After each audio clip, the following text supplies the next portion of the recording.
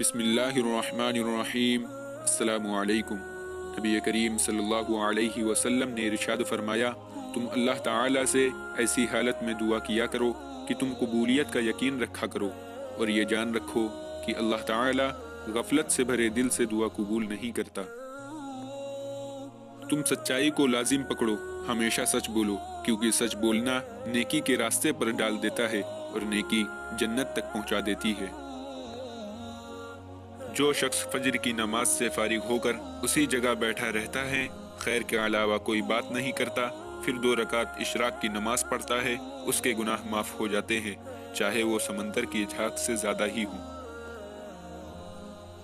जब कोई शख्स अच्छी तरह वजू करता है, फिर मस्जिद आकर नमाज के इंतजार में रहता है, तो उसके आमाल लिखने वाले फरिश्ते हर उस कदम के बदले जो उसने मस्जिद की तरफ उठाया 10 नेकियां लिखते हैं, और नमाज के इंतजार में बैठने वाला इबादत करने वाले की तरह है, और घर से निकलने के वक्त से लेकर घर वापस लौटने तक नमाज पढ़ने वालों में शुमार किया जाता है।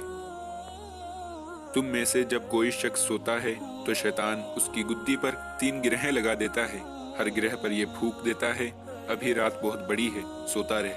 अगर इंसान बेदार होकर अल्लाह ताला का नाम ले लेता है तो एक गिरह खुल जाती है, अगर वजू कर लेता है तो दूसरी गिरह भी खुल जाती है, फिर अगर तहज्जुद पढ़ लेता है तो तमाम गिरहें खुल जाती हैं।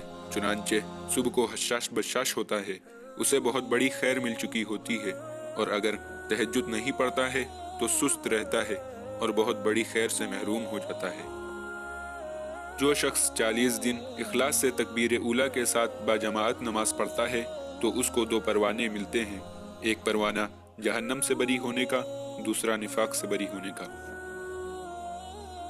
अगर आपने अभी तक हमारे चैनल को सब्सक्राइब नहीं किया है तो सब्सक्राइब करें और बेल आइकन को भी क्लिक करें, क्योंकि हमारी नई वीडियो आपके पास बर वक्त पहुंच सके।